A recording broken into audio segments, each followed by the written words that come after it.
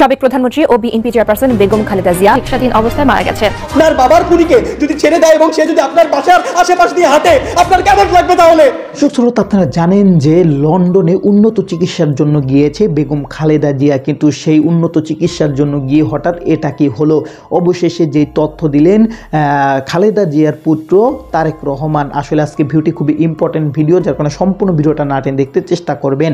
তো কথা না বাড়িয়ে চলুন আমরা ভিডিও মূল আলোচনায় চলে যাই। ভিডিও মূল আলোচনা চলে যাওয়ার আগে আপনার কাছে আমার ছোট করে একটু অনুরোধ, আপনি প্রত্যেক মুহূর্তের আপডেট পেতে চাইলে অবশ্যই চ্যানেলটি সাবস্ক্রাইব করে দেবেন এবং পাশে থাকা বেল আইকনটি ক্লিক করে দেবেন, তাহলে প্রত্যেক মুহূর্তের আপডেটগুলো সবার আগে পৌঁছবে আপনার কাছে। দর্শক, কথা না বাড়িয়ে চলুন আসলে ঘটনাটি তাহলে বিস্তারিত দেখে আসি।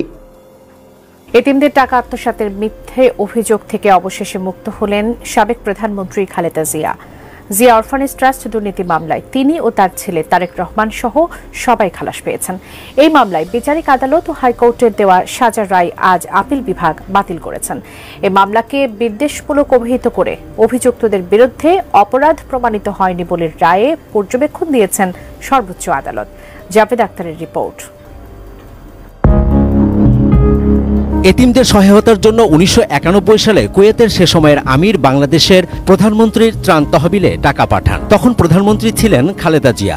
2 বছর পর জিয়া অরফানেজ ট্রাস্ট গঠন করা হয় এ টাকা দিয়েই। কিন্তু বিদেশ থেকে পাঠানো 2,10,71,671 টাকা ক্ষমতার অপব্যবহার ও দুর্নীতির মাধ্যমে আত্মসাৎ করা হয়েছে এমন অভিযোগে খালেদা জিয়া সহ 6 জনের বিরুদ্ধে 2008 সালের 3 জুলাই জিয়া অরফানেজ ট্রাস্ট মামলা করে দুর্নীতি দমন কমিশন দুদক।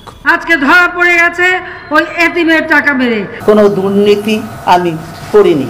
যে মামলায় 2018 সালের 8 ফেব্রুয়ারি ঢাকার বিশেষ জজ আদালত 5 রায় দেন। রায়ে সাবেক প্রধানমন্ত্রী খালেদা জিয়াকে 5 বছরের কারাদণ্ড ও অর্থদণ্ড দেওয়া হয়, আর তার বড় ছেলে ও বিএনপির ভারপ্রাপ্ত চেয়ারম্যান তারেক রহমান সহ 5 জনকে দেওয়া হয় 10 বছর করে কারাদণ্ড ও অর্থদণ্ড। এই মামলাতেই সাজা পেয়ে দুর্নীতির দায়ে ওই দিনই প্রথমবারের মতো কারাগারে যেতে হয় খালেদা জিয়াকে। কোটি কোটি মানুষের ভালোবাসায় ফ্রিজ, টিভি এবং এসিতে দেশের 1 নম্বর ব্র্যান্ড ওয়ালটন।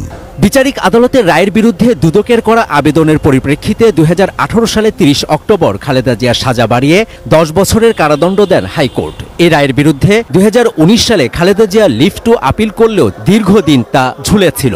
শেখ হাসিনার সরকারের পতনের পর গত বছরের 11 নভেম্বর আপিল বিভাগ খালেদা জিয়ার লিভ টু আপিল মঞ্জুর ও সাজার রায়ের কার্যকারিতা স্থগিত করেন। ওই আপিলের শুনানি শেষে বুধবার জিয়া অরফানেজ ট্রাস্ট মামলায় বিচারিক আদালত ও হাইকোর্টের দেয়া সাজার রায় বাতিল করলেন আপিল বিভাগ। জাজমেন্টে প্রথমেই বলেছে যে আপিল ইজ অ্যালাউড। জনাব তারেক রহমান সহ সকলকেই তিনি খালাস দিয়েছেন এই আদালত। রায়ের পর্যবেক্ষণে সর্বোচ্চ আদালত বলেছেন, ভুল প্রক্রিয়ায় করা বিদ্বেষপূর্ণ এই মামলায় অভিযুক্তদের বিরুদ্ধে কোনো অপরাধ প্রমাণিত হয়নি। আদালতের মাধ্যমে প্রমাণিত হলো দেশনেত্রী Begum Khaleda Zia innocent, found not guilty. Malicious প্রসিকিউশনের কথাটা আনা হয়েছে। আদালত প্রত্যাশা করেছে এই ধরনের ম্যালিশিয়াস প্রসিকিউশন আমরা মনে করি কখনো কোনো ব্যক্তিকে রাজনৈতিক বিধ্বংসীকরণে করবেন না। দুদকের আইনজীবীও জানান, খালেদা জিয়া এতিমদের টাকা আত্মসাৎ করেছেন এমন কোনো প্রমাণ পাওয়া যায়নি মামলার নথিতে।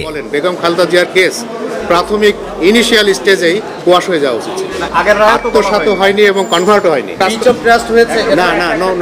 গত বছরের 27 নভেম্বর জিয়া চ্যারিটেবল ট্রাস্ট দুর্নীতি মামলায় খালাস পেয়েছিলেন খালেদা জিয়া। আওয়ামী লীগ সরকারের আমলে সাজা পাওয়া 2টি মামলাতেই বিএনপি চেয়ারপারসন নির্দোষ প্রমাণিত হয় আগামীতে নির্বাচন করার ক্ষেত্রে আর কোনো বাধা থাকলো না তার। সাবেক প্রধানমন্ত্রী ও বিএনপি চেয়ারপারসন বেগম খালেদা জিয়া এতিমদের টাকা আত্মসাৎ করেছেন বলে বিভিন্ন সময় রাজনৈতিকভাবে তুচ্ছ-তাচ্ছিল্য করেছিলেন আরেক সাবেক প্রধানমন্ত্রী শেখ হাসিনা। তার পতনের পর সর্বোচ্চ আদালতের রায়ে খালেদা জিয়া অরফানেজ ট্রাস্ট দুর্নীতি মামলা থেকে। তো দর্শক, আপনার ভিডিওটি দেখলেন। ভিডিও দেখে যদি আপনার কোনো মন্তব্য থাকে তাহলে অবশ্যই কমেন্ট বক্সে কমেন্টে আপনার মূল্যবান মন্তব্য জানিয়ে দেবেন। দর্শক, এখন আমরা পরবর্তী আরেকটি ভিডিও দেখব, যেটা দ্বারা আমরা আরও কিছু তথ্য আমরা জানতে পারবো। আসলে চলুন আমরা সেই ভিডিওটির বিস্তারিত দেখে আসি। আপনার বাবার খুনিকে যদি ছেড়ে দেয় এবং সে যদি আপনার বাসার আশেপাশ দিয়ে হাঁটে, আপনার কেমন লাগবে তাহলে? এই কথাটা কি তারা বোঝে না?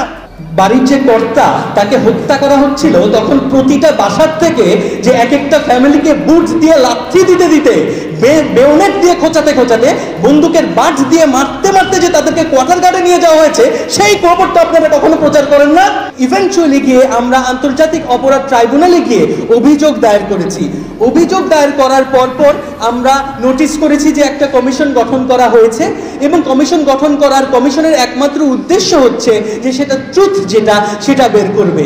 কিন্তু যেটা বেদনাদায়ক এবং যেটা দুঃখজনক সেটা হচ্ছে যে খুব রিসেন্টলি আমরা দেখতে পাচ্ছি মিডিয়াতে যে অনেকগুলো মিডিয়ার সদস্যদের পরিবারবর্গ এবং সঙ্গে খুব দুঃখ সহকারে বলতে হয় যে পলিটিক্যাল পার্টি, ছোট ছোট কিছু পলিটিক্যাল পার্টি এবং তাদের মধ্যে বৈষম্য বিরোধী ছাত্র আন্দোলনও আছে, যারা কিনা এমন একটা ন্যারেটিভ তৈরি করছে, যেই ন্যারেটিভটা এমন একটা কথা বলে যে কথাটা অ্যাজ ইফ যে এই পুরো ঘটনাটা ঘটিয়েছে শেখ হাসিনা এবং পার্শ্ববর্তী ভারত, এবং ভেতরে যারা কিনা বিডিআর সদস্য তারা সকলেই নির্দোষ।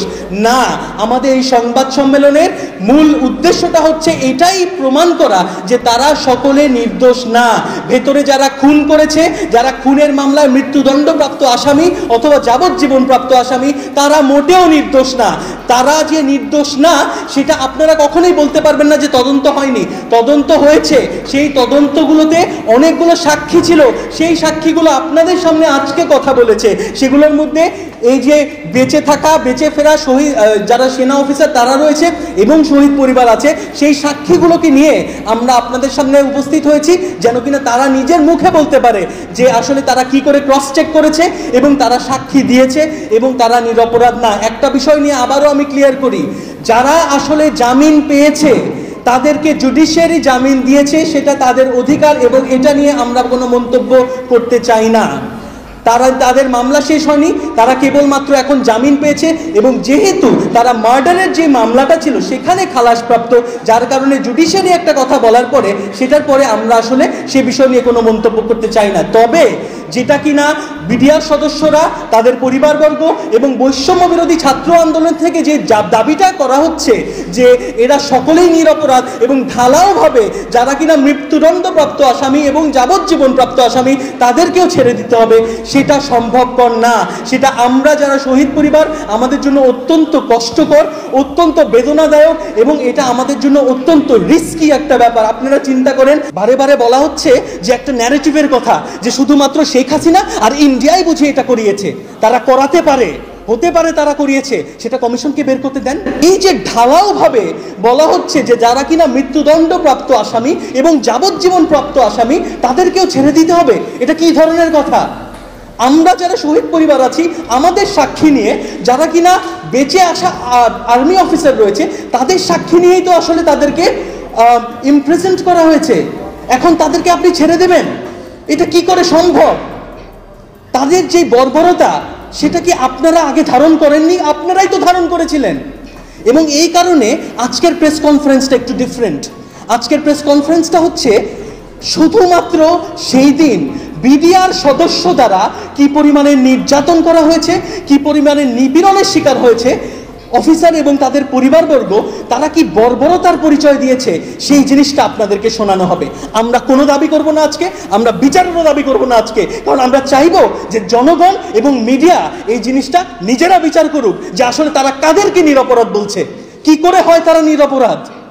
একটা মানুষ যদি কিনা তারা বন্দুক ধরে তাহলেই সেটা মিউটিনি, তাহলেই সেটা বিদ্রোহ।